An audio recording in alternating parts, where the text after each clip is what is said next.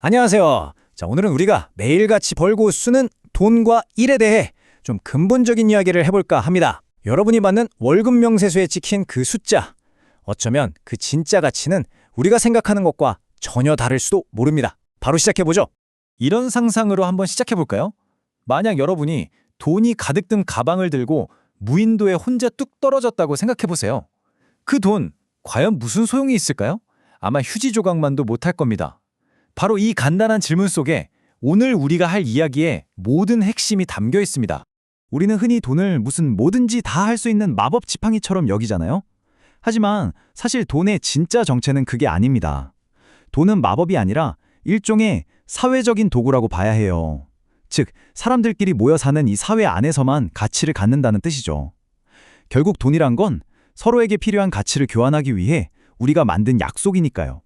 그렇다면 돈을 번다는 건 정확히 무슨 뜻일까요? 결론부터 말씀드리면 바로 이겁니다. 돈을 버는 행위는 곧 누군가에게 만족을 제공하는 행위다. 다시 말해, 다른 사람이 가치 있다고 생각하는 무언가를 내가 해주고 그 대가로 돈이라는 교환 수단을 받는 거죠. 이게 오늘 내용의 가장 중요한 뼈대입니다. 자, 그런데 여기서부터가 정말 재밌어집니다. 이 만족이라는 게 그냥 한쪽으로만 흐르는 게 아니거든요. 이 만족의 교환이 어떻게 양방향으로, 즉 쌍방향으로 작동하는지 한번 들여다보겠습니다. 보세요. 모든 일, 모든 거래에는 이렇게 두 가지 관점이 동시에 존재합니다. 일하는 사람 입장에서는 내가 이만큼 일하고 이 돈을 받는 게 만족스러운가? 이걸 따지고요. 돈을 주는 사람 입장에서는 내가 이 돈을 주고 얻은 결과물이 만족스러운가? 이걸 따지는 거죠. 그래서 핵심은 바로 이겁니다. 이 거래는 양쪽이 모두 오케이, 만족해 라고 생각할 때만 계속 이어질 수 있다는 거예요.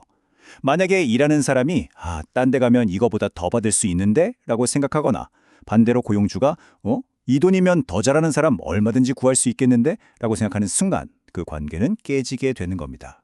아니, 그러면 이 양쪽의 만족도와 그에 따른 내 몸값, 즉 가치는 대체 누가 무슨 기준으로 정하는 걸까요? 그게 바로 시장이라는 보이지 않는 손입니다. 우리의 가치를 결정하는 거대한 경기장 같은 거죠. 이 시장이라는 건 눈에 보이진 않지만 정말 강력한 힘을 가지고 있어요. 쉽게 말해 내 노동력을 사려는 모든 사람들과 또 나처럼 자기 노동력을 팔려는 모든 사람들의 거대한 집합체라고 볼 수 있죠. 그리고 결국 이 시장이 뭐가 공정한 보상인지를 판단하는 최종 심판관 역할을 합니다. 물론 시장이 완벽하진 않아요. 하지만 장기적으로 보면 항상 더 효율적인 쪽으로 움직이려고 합니다. 이게 뭐 대단하고 복잡한 일에만 해당되는 게 아니에요. 아주 단순한 일을 한번 생각해 볼까요? 예를 들어 전단지 500장을 돌리는 일, 혹은 시멘트 포대를 1층에서 5층까지 옮기는 일, 이런 일에도 누군가는 돈을 지불하잖아요. 왜일까요? 바로 그 일이 완수됐다는 그 사실 자체가 그 사람의 필요를 채워주고 만족을 주기 때문입니다. 물론 시장이 항상 신처럼 정확한 건 아니에요. 면접관이 지원자의 능력을 잘못 판단해서 능력에 비해 너무 많은 연봉을 주는 비효율적인 채용이 일어날 수도 있죠. 하지만 중요한 건 시장은 결국 스스로의 실수를 바로잡는다는 겁니다. 그런 일시적인 오류나 비효율은 분명히 존재하지만 시간이 지나면 결국 제자리를 찾아가게 되어 있다는 거죠. 자, 그럼 이제부터가 진짜 중요합니다. 이 모든 이론을 이제 나 자신에게 한번 적용시켜 보자고요. 어떻게 하면 나 자신의 진짜 가치를 증명할 수 있을까요? 먼저 이 질문부터 스스로에게 명확하게 던져봐야 합니다. 내 일은 구체적으로 누구를 만족시켜야 하는가? 직속 상사인가요? 아니면 최종 고객인가요? 혹은 우리 팀 동료들인가요? 이 만족시켜야 할 대상을 정확히 아는 것, 이게 모든 것의 출발점입니다. 자, 그리고 두 번째 질문입니다. 나는 다른 사람에게 더 큰, 더 나은 만족감을 주기 위해서 내 능력을 적극적으로 키우고 있는가? 아니면 그냥 어제와 똑같은 오늘의 나로 안주하고 있는가? 성장은 선택이 아니라 생존의 문제입니다. 마지막으로 정말 솔직하게 스스로한테 이걸 물어봐야 해요. 지금 당장 내가 이 시장에 나갔을 때 현재 받는 것보다 더 나은 제안을 받을 수 있을까? 지금의 내 몸값이 과연 시장에서 매겨진 객관적인 가치일까? 이 질문을 늘 의식하고 있어야 합니다. 여기서 진짜 중요한 함정이 하나 있어요.